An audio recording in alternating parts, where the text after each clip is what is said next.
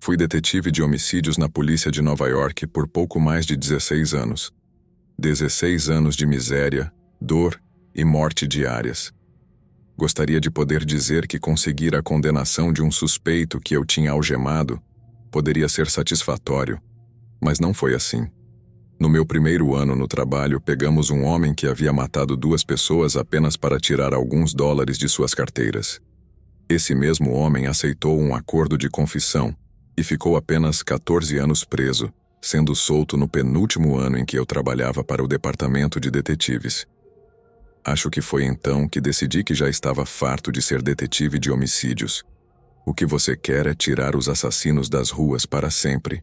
Não apenas atrasar todo o ciclo de violência por apenas mais uma década ou algo assim. Sentia que era inútil, como se fosse apenas uma engrenagem em uma máquina que nem sequer funcionava corretamente. Aproximadamente um ano antes de entregar meus papéis, conversei com um antigo parceiro meu que havia deixado o trabalho para se tornar um investigador privado independente em Miami. Ele disse que foi a melhor decisão que já tomou, que estava ganhando 3 vezes o salário sem ter que fazer nenhum dos trabalhos sujos e sérios que faziam ser detetive de homicídios quase insuportável. Ele também mencionou que, se você ganha uma boa reputação por realizar investigações, ou se as pessoas ouvem que você é um ex-policial, as ofertas de trabalho são tão frequentes e rápidas que você pode simplesmente escolher os trabalhos que deseja e, ao mesmo tempo, definir o preço. Quando me divorciei, já havia criado meus filhos que estavam na universidade em outros estados, então realmente não havia nada que me prendesse à cidade de Nova York. Assim que passei meu período de aviso prévio, escolhi um apartamento em Miami, peguei um voo para a Flórida e comecei minha nova vida no estado do Sol. Comecei a conseguir o excesso de trabalhos que meu ex-parceiro não podia atender. Se ele recebia uma ligação e tinha que recusar a pessoa, ele dava o velho: "Não posso fazer isso, mas conheço um cara, ex-policial de Nova York como eu, trabalhador inteligente e diligente." Repetidamente, isso me conseguia um trabalho bem remunerado que consistia principalmente em seguros e responsabilidade pessoal. Basicamente, se alguém apresentava uma reivindicação por danos pessoais contra um indivíduo ou empresa, eu o seguia um pouco para garantir que sua lesão fosse genuína e que não estivesse indo à academia ou algo assim em seu tempo livre. Mas havia outro tipo de trabalho que representava grande parte do trabalho que fazíamos: a suspeita de infidelidade. Um marido ou esposa entrava em contato, nos dizia que acreditava que seu cônjuge estava tendo um caso, e então seguíamos o sujeito por um tempo, rastreando seus movimentos quando não estavam em casa para ver se realmente estavam saindo com outra pessoa. De maneira deprimente, na maioria das vezes, o pressentimento da parte suspeita estava correto. Eu os pegava entrando furtivamente em um complexo de apartamentos com uma garrafa de vinho apenas para sair na manhã seguinte, com um certo brilho, se você entende o que quero dizer. Às vezes era mais descarado que isso, e na maioria das vezes obter provas suficientes do caso exigia um trabalho sério de vigilância e perseguição. Foi esse tipo de chamada que resultou em um dos casos mais inquietantes e aterrorizantes em que já trabalhei. Uma manhã, meu ex-parceiro me ligou e disse que passaria meus dados de contato para uma mulher que suspeitava que seu marido estava tendo um caso. Quando ela ligou, me deu o discurso habitual sobre o desaparecimento dele por períodos excessivos de tempo, como suas histórias sobre seu paradeiro eram inconsistentes e como sua vida íntima havia diminuído quase completamente nos últimos meses. Para mim, parecia um caso aberto e fechado. Tudo o que eu tinha que fazer era obter as evidências fotográficas necessárias, talvez conseguir algo de áudio de uma ligação que o marido fazia para sua misteriosa amante e depois cobrar minha taxa. Enquanto conversava ao telefone com a mulher em questão, de quem manterei o anonimato por razões que ficarão claras, tomei nota de todas as informações pertinentes sobre os hobbies, hábitos e paradeiros do marido antes de começar a trabalhar. Uma das principais queixas da mulher era que seu marido chegava em casa muito tarde em algumas noites da semana e depois desaparecia nos fins de semana. Ele afirmava estar em um determinado lugar, como um bar, por exemplo, e depois ela ligava apenas para descobrir que ele não estava lá.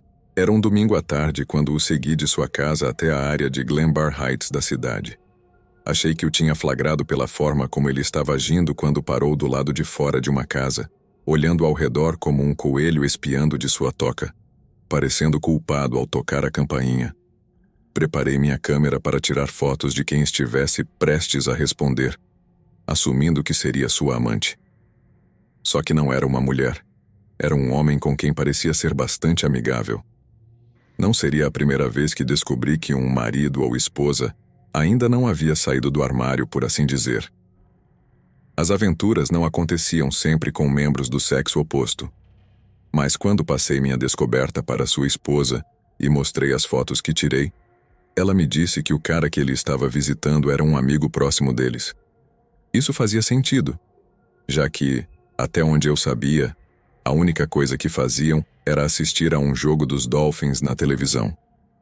Quero dizer, não podia ver o marido diretamente, mas podia ver seu amigo bebendo cerveja e conversando com alguém que presumi ser nosso suposto traidor. Continuei seguindo o marido por cerca de 3 semanas, e além de algumas ocasiões em que visitava parentes ou ia beber com colegas de trabalho, ele só visitava esse amigo específico durante essas ausências inexplicáveis. Pelo que pude ver espiando por uma fresta nas cortinas, a dupla bebia algumas cervejas. Assistia a um jogo juntos, nada remotamente condenável. Tentei explicar isso para a esposa do homem, que tudo parecia inocente e que eu não o tinha pego indo a nenhum lugar remotamente sórdido, mas ela não acreditou em mim. Ela me disse que seu marido estava agindo cada vez mais estranho recentemente, que havia começado a dizer algumas coisas bastante nojentas enquanto dormia, como se estivesse conversando com uma amante ou algo assim. Quando eu disse que tinha chegado a uma conclusão bastante sólida que na verdade não envolvia traição, e que não poderia continuar a investigação com a consciência tranquila, ela me ofereceu 50% a mais, por mais 2 semanas de busca por evidências de infidelidade. Naquele momento eu não queria pegar o dinheiro dela. Seria moralmente errado da minha parte continuar a enganando por dinheiro, e poderia acabar arruinando minha boa reputação no processo. Mas algo nos seus apelos me fez sentir pena dela e ela não parecia exatamente do tipo paranoico. Ela insistiu que havia algo em suas suspeitas e que poderia continuar me pagando ou tentaria com outra pessoa. Isso selou o acordo. Eu disse que trabalharia no caso por mais 2 semanas, mas depois disso, ela estaria sozinha. Na próxima vez que o segui, era uma noite de semana em que o segui do trabalho no escritório no centro até a residência em Glenbar. Achei que seria outra noite assistindo a esportes em silêncio na televisão de outra pessoa por uma fresta nas cortinas. Só que desta vez, o homem não tinha terminado. Ele a fechou completamente para ter uma vista muito melhor da sala onde supostamente estavam. Digo supostamente, porque, depois que o marido foi recebido na casa, ele só se juntou ao amigo na sala de TV por 1 ou 2 minutos, no máximo, antes de ir para outra parte da casa. Pelo menos, suponho que foi isso que fez, porque ele não reapareceu na sala de TV até cerca de 2 horas depois. Foi então que percebi que, em cada uma dessas visitas, ele seguia o mesmo padrão de comportamento. Suponha que estava assistindo TV com seu amigo, só que ele não era o amigo que estava conversando com alguém no viva voz. Eu tinha cometido um grande erro de julgamento. Algo estranho estava acontecendo naquela casa, e isso essencialmente se confirmou como suspeito quando o marido saiu da casa em um estado de desordem. Seu casaco estava fora, sua camisa estava desabotoada, e como algo tirado de um filme ruim, ele realmente tinha esquecido de subir o zíper da calça. Na próxima vez que segui o marido até a casa do amigo, trouxe o que é conhecido como microfone parabólico, que tinha um gravador acoplado. Este é um tipo especial de microfone que basicamente usa uma espécie de pequena antena parabólica para coletar e focar ondas sonoras. Isso não sempre produz a melhor qualidade de áudio, mesmo os caros como o meu, mas pode ser muito eficaz para ouvir conversas distantes. Paguei quase $1.000 pelo modelo que uso, mas acreditem, o aparelho acabou se pagando sozinho, e usei mais de uma vez para garantir evidências de áudio sólidas em uma investigação de fraude de seguros ou infidelidade. Então, depois que o marido chega à casa do amigo, ligo o microfone parabólico na janela da sala de TV e começo a ouvir qualquer coisa incriminadora. É aí que a trama realmente começou a complicar, como dizem. Pelo que pude deduzir, o marido chega, ele e seu amigo têm uma pequena conversa. Depois trocam uma quantidade de dinheiro e o marido dá ao amigo uma quantia considerável em dinheiro antes de ir para outra sala. Novamente, depois de algumas horas, o marido reaparece parecendo bastante feliz. Os dois rapazes voltam a conversar e, em seguida, o marido vai embora. Meu primeiro pensamento é que se tratava de algum tipo de situação envolvendo drogas, onde o marido estava usando a casa do amigo para consumir heroína ou algo assim. A única coisa que pude fazer para confirmar minhas suspeitas foi vigiar o lugar para ver quem mais ia e vinha. Dessa forma, eu saberia com certeza se estava acontecendo algum tipo de tráfico de drogas ou se era algo mais insidioso. Veja, a casa estava recebendo visitas várias vezes durante todas as horas do dia e da noite. Cada vez, havia um intercâmbio de dinheiro antes de o visitante desaparecer em outra parte da casa, por períodos de tempo variáveis. Devido ao tipo de conversa que se desenrolava antes e depois, não havia como eu saber exatamente o que estava sendo vendido ou se os visitantes estavam pagando pelo tempo, pela quantidade de narcóticos ou ambos. Mas durante uma visita, ouvi algo que poderia ser minha chance de descobrir o que estava acontecendo naquela casa. Um dos visitantes diz ao proprietário, por meio de uma série de implicações e insinuações, que tem um amigo interessado em patrocinar qualquer serviço que o proprietário estivesse oferecendo. O proprietário diz para ele dar seu endereço, mas que nunca usasse nenhum telefone celular, e depois lhe dá uma palavra-chave para usar quando passasse por lá, para que soubesse que não era a polícia. Bingo! Entrei, e tudo o que precisaria seria dar uma olhada ao redor da casa e saberia com certeza o que o marido do meu cliente estava fazendo quando estava lá. Pensei que era algo embaraçoso, algo sórdido, mas não acho que poderia estar preparado para o que estava prestes a encontrar. Esperei algumas horas antes de fazer minha jogada, certificando-me de que ninguém mais estava de visita, mas também para que houvesse tempo suficiente entre as visitas para que o proprietário não suspeitasse muito de que eu estava fingindo ser a referência da pessoa que ligou anteriormente. Então caminho até a casa, toco a campainha e depois dou ao proprietário a história de ter sido recomendado pelo visitante anterior, juntamente com a palavra-chave combinada. Ele parece um pouco cauteloso no começo, mas me deixa entrar na casa mostrando-me a sala de TV e depois me pedindo $300 em dinheiro antes de me dizer para esperar lá enquanto ele preparava as coisas para mim. Ainda estava com a impressão de que o lugar era uma espécie de casa de drogas, que talvez ele estivesse limpando o vômito em outro cômodo, talvez pegando algumas agulhas limpas ou algo assim.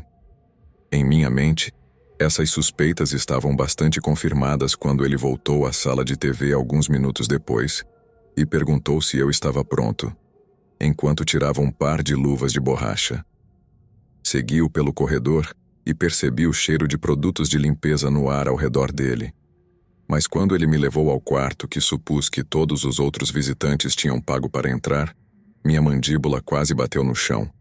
O interior parecia um matadouro. Uma parede tinha gaiolas de animais do chão ao teto, e dentro delas havia todo tipo de animais domésticos e outros animais de tamanho semelhante. Gatos, raças menores de cães, porquinhos da Índia, galinhas, criaturas parecidas com roedores que depois soube que se chamavam chinchilas, e devia haver pelo menos 20 a 30 animais diferentes trancados ali. No centro do quarto havia uma grande mesa de madeira manchada de sangue, e sobre ela havia todo tipo de ferramentas e utensílios de cozinha. Como disse, tinha assumido que era uma casa de drogas. Até brinquei com a ideia de que era uma espécie de bordel. Mas nunca em 1 milhão de anos suspeitei que o lugar fosse uma espécie de aventura relacionada a abate de animais. O fato de meu cliente ter suspeitado de infidelidade de seu marido, devido aos fortes matizes sensuais, só para descobrir que a causa de suas longas ausências era que ele parecia estar saindo para matar pequenos animais, foi um dos momentos mais inquietantes e relevantes da minha vida. Mesmo durante meu tempo na divisão de homicídios da polícia de Nova York, matar pessoas era bastante ruim, mas ver seres humanos tirando a vida de pequenos animais inocentes por algum tipo de gratificação pervertida era algo com o qual lutei para tirar da minha mente. Tirei algumas fotos do interior da sala e imediatamente saí da casa para chamar a polícia. Pelo que sei, o proprietário foi preso por acusações de crueldade animal e está na prisão por seus crimes. Infelizmente, tudo isso aconteceu antes da administração anterior assinar um projeto de lei que tornava a crueldade animal um crime federal. Então, o homem não terá tanto tempo quanto eu gostaria. Mostrei as fotos da sala de abate à minha cliente e recomendei fortemente que ela se mudasse de casa e pedisse o divórcio o mais rápido possível. Expliquei que, na maioria das vezes, as pessoas que prejudicam animais acabam prejudicando seres humanos em algum momento, e que suspeitava firmemente que sua vida estaria em perigo se ela escolhesse continuar com ele. Daniel John Morgan nasceu em 3 de novembro de 1949 em Singapura, filho de um oficial do exército britânico. Ele e seus irmãos passaram a maior parte da juventude em Monmouthshire, no país de Gales, onde Daniel frequentou a escola de agricultura na pequena cidade de Usk. Ele fez mais treinamento agrícola na Dinamarca, mas depois de vários anos trabalhando em várias fazendas na Dinamarca e no Reino Unido, percebeu que a agricultura não era sua vocação. Daniel tinha uma memória excepcional para detalhes. Seus colegas trabalhadores agrícolas observaram que ele podia lembrar com precisão longos números de série e placas de matrícula de carros após tê-los visto brevemente. Daniel finalmente deixou a agricultura para sempre. Mudou-se para Londres com sua esposa e seus 2 filhos.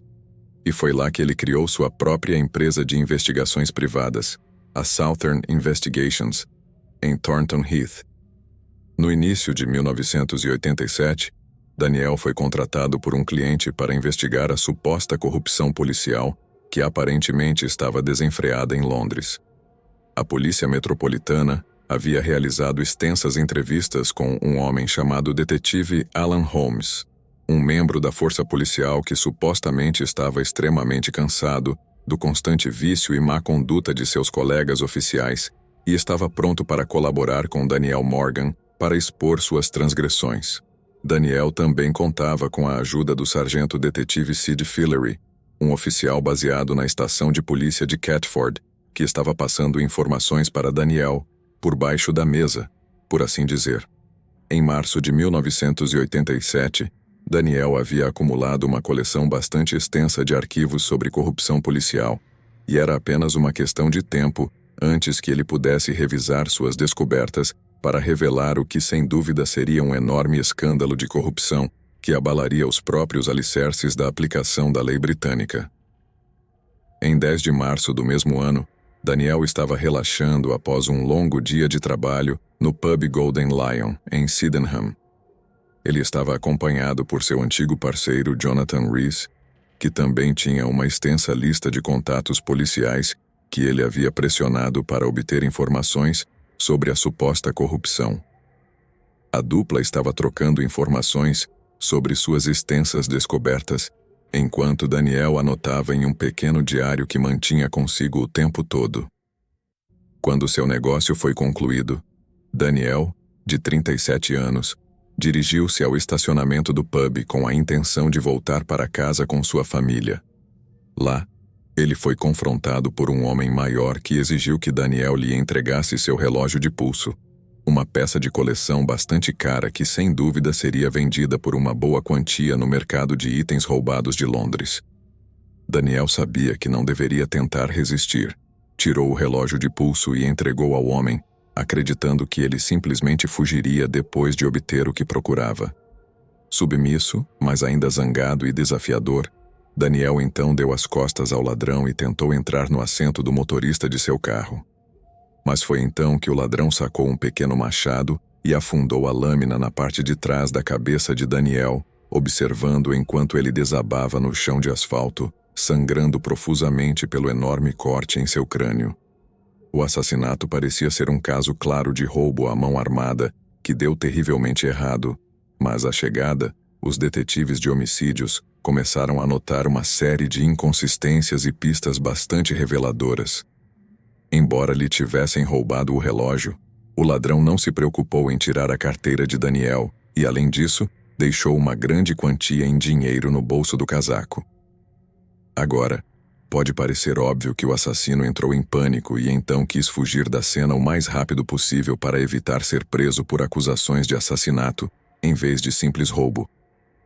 No entanto, uma investigação mais aprofundada revelou que o assassino de fato rondou a cena do crime para libertar Daniel de outra de suas posses.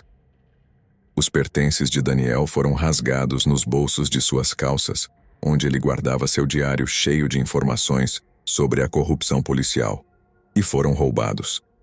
A polícia inicialmente tentou prender um único suspeito em relação ao roubo à mão armada e ao assassinato, mas quanto mais informações surgiam, mais eles percebiam que algo muito mais sinistro estava acontecendo. Um mês depois, em abril de 1987, 6 suspeitos foram presos em relação ao assassinato de Daniel.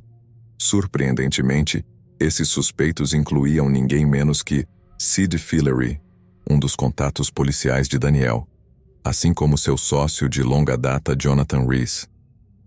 2 outros suspeitos eram agentes da Polícia Metropolitana, que foram presos especificamente sob suspeita de assassinato.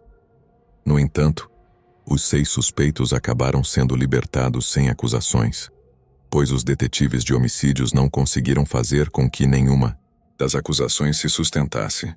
Alguns meses depois, durante o verão de 1987, o outro policial com quem Daniel trabalhava de perto, o detetive Alan Holmes, foi encontrado morto em circunstâncias extremamente suspeitas e misteriosas. Inicialmente, acreditava-se que ele havia tirado a própria vida, possivelmente como resultado da depressão e da alienação que sentia quando seus colegas policiais afirmaram que sua colaboração com investigadores privados o tornava um traidor.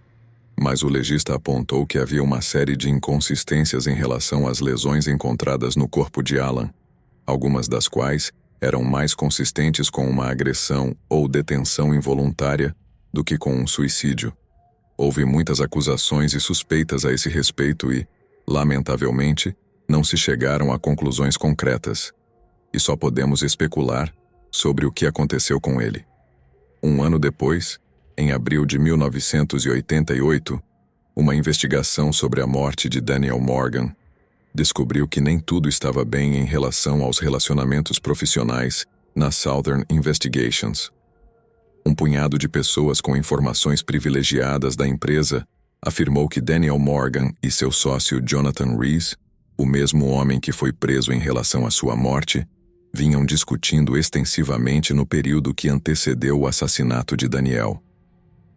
Aparentemente, Rees havia dito ao contador da empresa que os policiais que ele conhecia bem iam matar Morgan eles mesmos, ou arranjariam isso usando várias conexões obscuras do submundo. Ele também disse a Lennon que, após a morte de Morgan, nada menos que Sid Fillery, o oficial que os estava alimentando com informações, o substituiria como sócio de Rees na Southern Investigations. Embora Rees tenha negado veementemente ter assassinado seu ex-sócio ou ter algo a ver com o planejamento do mesmo, foi declarado morto em seus direitos pelo comentário de Fillery, de que, de fato, se juntou à empresa após a morte de Morgan. As testemunhas também alegaram que o ex-sargento detetive Fillery, aposentado por motivos médicos da Polícia Metropolitana, havia manipulado provas durante a investigação sobre a morte de Danny Morgan, além de ter aparentemente treinado as testemunhas para dar declarações que o absolveriam e seus cúmplices de qualquer participação no assassinato. Como resultado, Jonathan Rees foi preso mais uma vez, Só que desta vez não foi apenas por uma participação abstrata no assassinato, mas pelo assassinato em si. Mas ele não foi apenas libertado novamente devido à falta de provas, como também os resultados da investigação em andamento sobre a morte de Daniel concluíram que não houve participação criminal por parte de nenhum dos membros da Polícia Metropolitana. Em 8 de setembro de 2017, Taylor Wright, de 33 anos, uma investigadora particular de divórcios, estava desfrutando da vida com sua namorada Cassandra Waller. As duas haviam acabado de se mudar juntas, e tudo estava indo bem, apesar do estressante processo de divórcio que Taylor estava passando com seu ex-marido. Naquele dia, Taylor saiu com uma amiga, Ashley MacArthur, na esperança de aliviar um pouco do estresse, mas foi uma decisão que acabou mudando não apenas sua vida, mas também a de todos ao seu redor. À medida que o dia avançava, Cassandra perdeu o contato com Taylor quando ela parou de responder às suas mensagens de texto.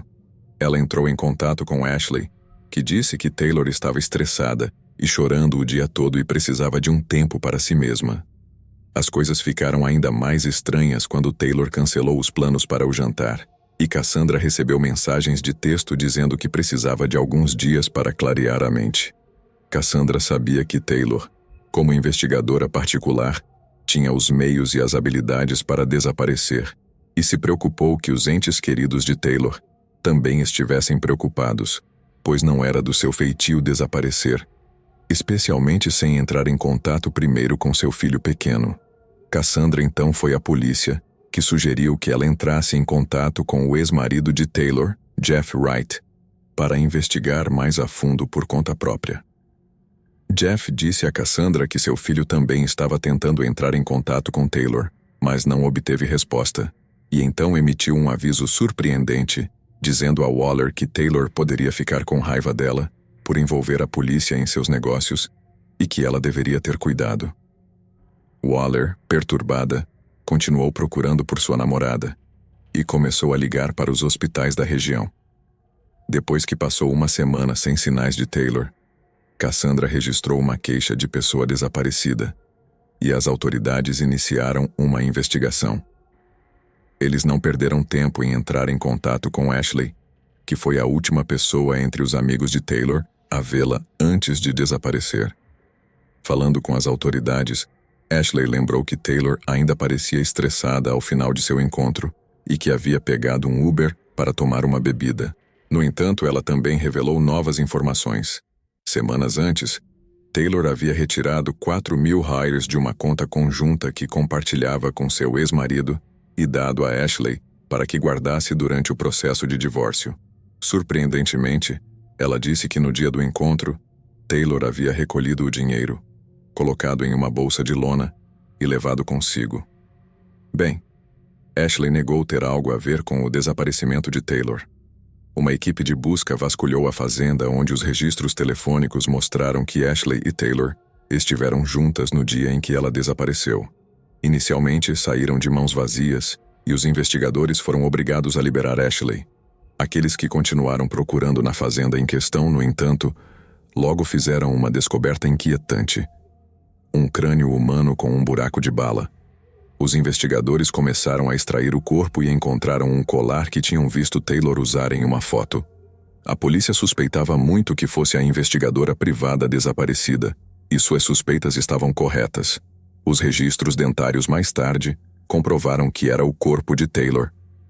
Cerca de um mês após seu desaparecimento, Taylor foi finalmente encontrada, e Ashley, que ainda negava qualquer má conduta, foi presa por assassinato premeditado em primeiro grau. No final, Ashley foi condenada por assassinar sua amiga, a investigadora privada, por uma quantia tão pequena quanto 4.000 reais. Pode parecer muito dinheiro para alguns, mas em comparação com o valor de uma vida humana, é uma quantia insignificante pela qual se arriscar a passar o resto da vida na prisão. E isso é o mais assustador desse caso em particular. Não foi a vingança o motivo do assassinato, nem o sadismo ou a gratificação. A vida de Taylor foi tirada por nada mais que o salário anual de uma pessoa comum. Parece que a ganância humana pode se estender tão profundamente às vezes, que pode nos tornar sanguinários, insensíveis e assassinos, o que é definitivamente um pensamento que manterá alguns de nós acordados à noite. Pouco depois da minha aposentadoria do Departamento de Polícia de Los Angeles, consegui um trabalho como investigador privado.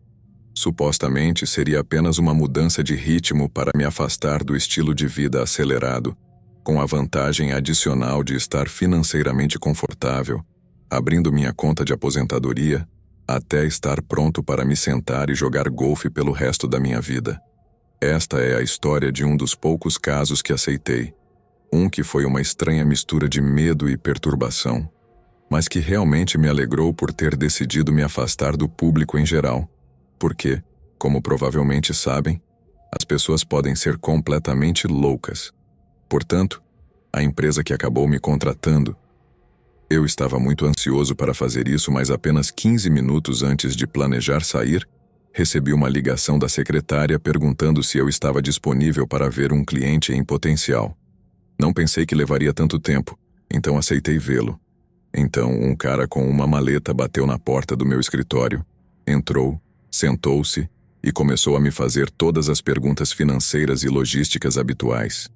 Minhas taxas por hora, minha experiência, esse tipo de coisa. O cara parecia muito agitado, algo que é bastante padrão, dado que quando alguém está disposto a contratar um detetive particular, as coisas tendem a estar bastante ruins para eles. Depois desse bombardeio de perguntas, perguntei educadamente se havia algo que eu pudesse fazer para ajudá-lo, ao que ele respondeu que um grupo de pessoas havia roubado sua propriedade intelectual. Ele então tentou tomar medidas legais e a organização basicamente respondeu o assediando. Em casos de propriedade intelectual como esse, tendem a ser simples e diretos. Obtém os direitos autorais da empresa em comparação com o original, que com sorte está datado e registrado. Então, eu cobro minha taxa dos danos concedidos e então pedi ao cara que me dissesse com o maior detalhe possível quais ideias haviam sido roubadas.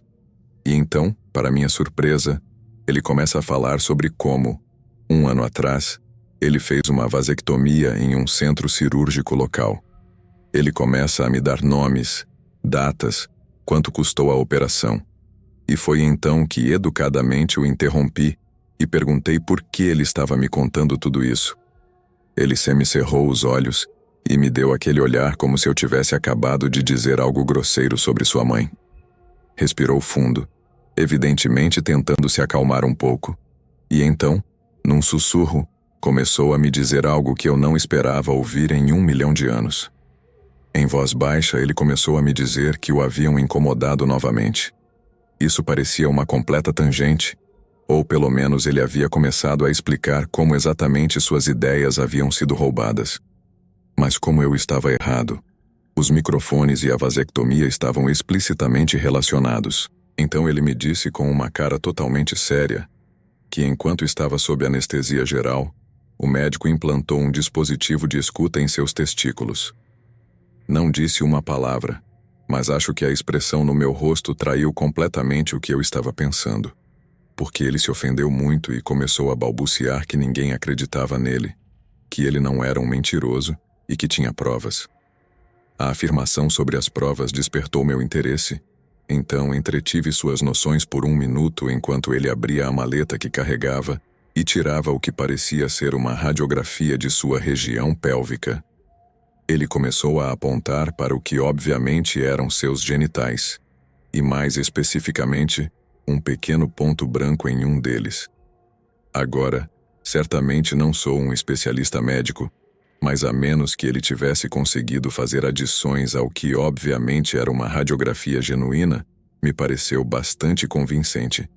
Peguei a foto, estudei, e pela primeira vez em toda a minha carreira de investigação, fiquei realmente perplexo com o que estava vendo. Ainda assim, optei por uma abordagem conservadora, dizendo-lhe que não era médico, mas que as chances de que o pequeno ponto branco fosse algum tipo de dispositivo de escuta eram muito pequenas, e seria realmente trágico se ele estivesse perdendo tempo em ideias tão espúrias, quando sua saúde geral poderia estar em jogo.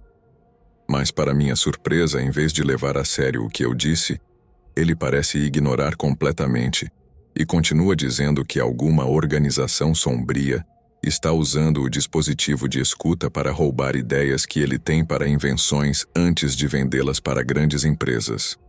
Então, ele me diz que lhe devem milhões e milhões de dólares, porque ele inventou os AirPods e lhe roubaram a ideia.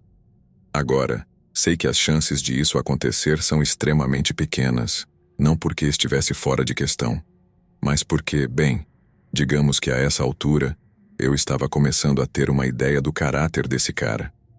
Mas não quero ofendê-lo, então decido simplesmente dar uma cotação alta para dissuadi-lo de contratar meus serviços, o que certamente o tiraria do meu escritório para que eu pudesse estar em casa às 4h30.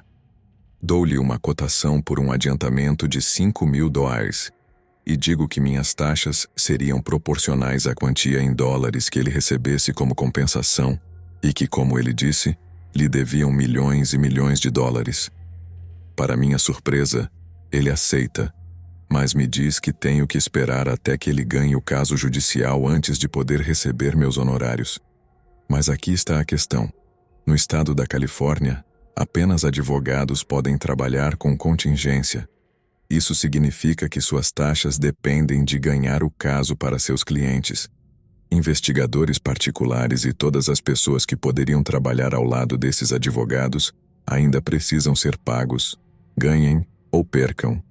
Digo isso ao cara e explico que não posso violar a lei, mas se ele encontrasse um advogado disposto a aceitar o caso, eu estaria mais do que disposto a trabalhar para eles para obter qualquer evidência potencial que precisassem para ganhar o caso judicial.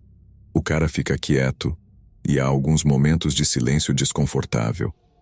Então perguntei se ele tem um médico de confiança que estaria disposto a dar uma olhada na radiografia que ele me mostrou. Estou falando sério quando digo que estava genuinamente preocupado com a saúde dessa pessoa, e não apenas porque parecia que ele não estava jogando com todas as cartas. Sua expressão muda, sua cabeça cai um pouco e ele começa a me olhar debaixo da sobrancelha. Já tinha feito mais do que o suficiente para ele ir embora, e eu não queria continuar. Então recuei um pouco na minha cadeira e perguntei se havia algum problema. Nunca vou esquecer o que ele disse a seguir. Cometi um grande erro, não é? Sua voz era monótona, como se estivesse falando com um robô. De repente respondi da forma mais educada que pude, dizendo-lhe que só achava que ele poderia precisar de uma segunda opinião. Mas ele interveio com: "Você é um deles, não é?" Quando eu estava no departamento, organizamos nossa sala de entrevistas para que o policial estivesse sempre mais perto da porta. Isso tinha 2 propósitos. Se os suspeitos tentassem fugir, poderíamos interceptá-los na porta. E 2, se o suspeito decidisse atacar o oficial que o interrogava, teriam muito mais chances de sair ilesos se fossem a pessoa mais próxima da saída. Agora, pela primeira vez desde que me tornei investigador particular, eu estava me arrependendo de não ter configurado meu escritório da mesma forma. Então ele me disse com uma cara totalmente séria que, enquanto estava sob anestesia geral, o médico implantou um dispositivo de escuta em seus testículos. Não disse uma palavra, mas acho que a expressão no meu rosto traiu completamente o que eu estava pensando, porque ele se ofendeu muito e começou a balbuciar que ninguém acreditava nele, que ele não era um mentiroso e que tinha provas. A afirmação sobre as provas despertou meu interesse. Então entretive suas noções por 1 minuto enquanto ele abria a maleta que carregava e tirava o que parecia ser uma radiografia de sua região pélvica. Ele começou a apontar para o que obviamente eram seus genitais, e mais especificamente, um pequeno ponto branco em um deles. Agora, certamente não sou um especialista médico, mas a menos que ele tivesse conseguido fazer adições ao que obviamente era uma radiografia genuína, me pareceu bastante convincente. Peguei a foto, estudei, e pela primeira vez em toda a minha carreira de investigação, fiquei realmente perplexo com o que estava vendo. Ainda assim, optei por uma abordagem conservadora, dizendo-lhe que não era médico, mas que as chances de que o pequeno ponto branco fosse algum tipo de dispositivo de escuta eram muito pequenas. E seria realmente trágico se ele estivesse perdendo tempo em ideias tão espúrias, quando sua saúde geral poderia estar em jogo. Mas, para minha surpresa, em vez de levar a sério o que eu disse, ele parece ignorar completamente e continua dizendo que alguma organização sombria está usando o dispositivo de escuta para roubar ideias que ele tem para invenções antes de vendê-las para grandes empresas. Então, ele me diz que lhe devem milhões e milhões de dólares, porque ele inventou os AirPods e lhe roubaram a ideia. Agora, sei que as chances de isso acontecer são extremamente pequenas, não porque estivesse fora de questão, mas porque, bem, digamos que a essa altura, eu estava começando a ter uma ideia do caráter desse cara.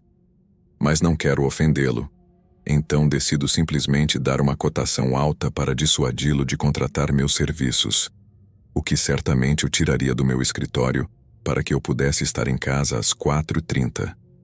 Dou-lhe uma cotação por um adiantamento de $5.000 e digo que minhas taxas seriam proporcionais à quantia em dólares que ele recebesse como compensação e que, como ele disse, lhe deviam milhões e milhões de dólares. Para minha surpresa, ele aceita, mas me diz que tenho que esperar até que ele ganhe o caso judicial antes de poder receber meus honorários. Mas aqui está a questão.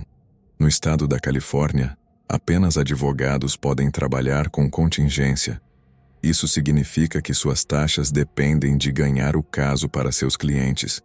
Investigadores particulares e todas as pessoas que poderiam trabalhar ao lado desses advogados ainda precisam ser pagos, ganhem ou percam. Digo isso ao cara e explico que não posso violar a lei, mas se ele encontrasse um advogado disposto a aceitar o caso, eu estaria mais do que disposto a trabalhar para eles para obter qualquer evidência potencial que precisassem para ganhar o caso judicial. O cara fica quieto e há alguns momentos de silêncio desconfortável. Então perguntei se ele tem um médico de confiança que estaria disposto a dar uma olhada na radiografia que ele me mostrou. Estou falando sério quando digo que estava genuinamente preocupado com a saúde dessa pessoa, e não apenas porque parecia que ele não estava jogando com todas as cartas. Sua expressão muda, sua cabeça cai um pouco e ele começa a me olhar debaixo da sobrancelha. Já tinha feito mais do que o suficiente para ele ir embora, e eu não queria continuar. Então recuei um pouco na minha cadeira e perguntei se havia algum problema. Nunca vou esquecer o que ele disse a seguir. Cometi um grande erro, não é? Sua voz era monótona, como se estivesse falando com um robô. De repente respondi da forma mais educada que pude, dizendo-lhe que só achava que ele poderia precisar de uma segunda opinião. Mas ele interveio com: "Você é um deles, não é?" Quando eu estava no departamento, organizamos nossa sala de entrevistas para que o policial estivesse sempre mais perto da porta. Isso tinha 2 propósitos. Se os suspeitos tentassem fugir, poderíamos interceptá-los na porta. E 2, se o suspeito decidisse atacar o oficial que o interrogava, teriam muito mais chances de sair ilesos se fossem a pessoa mais próxima da saída. Agora, pela primeira vez desde que me tornei investigador particular, eu estava me arrependendo de não ter configurado meu escritório da mesma forma. De qualquer forma, ele faz sua acusação e obviamente eu nego. Mas esse cara não aceita um não como resposta. Começa a me chamar de planta e fica cada vez mais agressivo. Em um segundo, começo a recuar na minha cadeira, amaldiçoando em silêncio o fato de que meu porte de arma ainda não tinha sido concedido, porque sabia que estava em apuros. Sabia que esse cara estava prestes a me atacar, e ele o fez. Levantou-se da cadeira em que estava sentado e de repente parecia muito maior do que quando entrou. Colocou um pé sobre a minha mesa, subiu e pulou sobre mim. E imediatamente me derrubou, e em segundos estava me estrangulando. Sinceramente, tive muita sorte de que ele decidiu fazer tanto barulho enquanto me atacava. Se ele tivesse apenas me derrubado e me estrangulado sem alertar a secretária da empresa, tenho certeza de que estaria 6 pés abaixo da terra neste momento. Ele era mais rápido do que eu, maior do que eu, mais forte do que eu, e consideravelmente mais jovem do que eu. Não tinha chance em uma luta corpo a corpo. Só agradeço a Deus que a secretária alertou um dos outros investigadores particulares que estavam no local e que conseguiu disparar um taser no cara para tirá-lo de cima de mim. Recebi um pequeno choque secundário, já que o braço dele estava ao redor do meu pescoço, mas não ia reclamar muito. Era receber um choque ou nunca mais sentir nada. O cara foi preso e acusado de agressão. E por alguns velhos amigos que ainda trabalhavam no departamento, descobri que ele agora está internado no Hospital Estadual de Atascadero, uma instalação de segurança máxima exclusivamente para homens que abriga pacientes com doenças mentais violentas de toda a Califórnia. Sinto uma pena excepcional pelo cara. Não consigo imaginar como deve ser viver e ter que viver com um cérebro que te prega peças tão horríveis. Mas não vou mentir. Sinto que é o melhor lugar para ele, porque realmente era apenas uma questão de tempo antes que ele descarregasse toda essa raiva sobre alguém e realmente machucasse uma pessoa inocente. E talvez eles não tivessem tanta sorte como eu. O desaparecimento de Madeleine McCann. No dia 3 de maio de 2007, uma menina de 3 anos, Madeleine McCann, desapareceu de sua cama em um apartamento de férias na região do Algarve, em Portugal. Mais conhecida como Maddie nos meios de comunicação e entre seus conhecidos, seus pais, Kate e Jerry, a levaram de férias junto com seus irmãos gêmeos mais novos. Uma noite, os McCann deixaram seus filhos dormindo no apartamento no andar térreo em que estavam hospedados, enquanto jantavam em um restaurante próximo.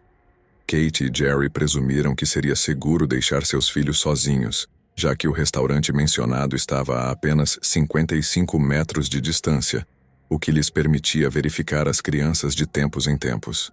No entanto, quando Kate foi checar as crianças por volta das 22 horas, descobriu que Maddie estava desaparecida. Nas semanas seguintes, a polícia portuguesa interpretou mal parte das provas de DNA coletadas na cena do crime, levando-os a suspeitar que Maddie havia morrido em algum tipo de trágico acidente no apartamento e que seus pais encobriram sua própria participação fingindo um sequestro.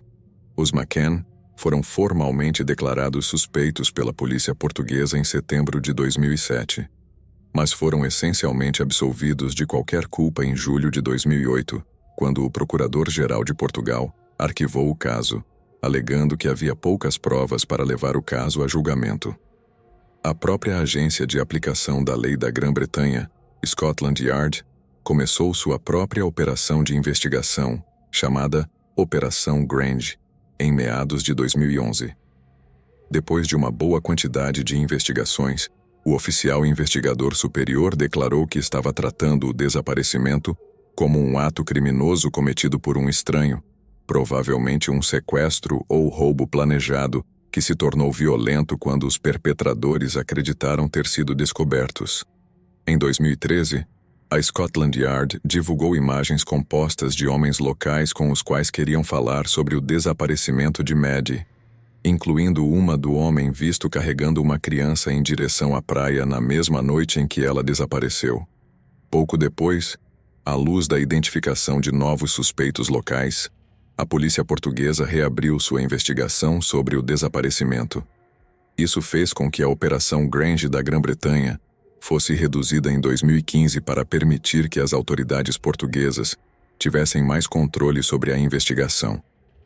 No entanto, alguns dos detetives que trabalharam no caso continuaram conduzindo um pequeno número de investigações que pareciam dignas de seguimento. Um destacado jornal britânico descreveu o desaparecimento como o caso de pessoa desaparecida mais reportado na história moderna. E até hoje, seu paradeiro continua sendo um completo mistério. Apesar de a polícia de vários países ter participado na tentativa de localizar a menina, os McCann contrataram uma empresa privada de investigadores para desenterrar informações que pudessem ajudar as agências policiais regulares em sua busca.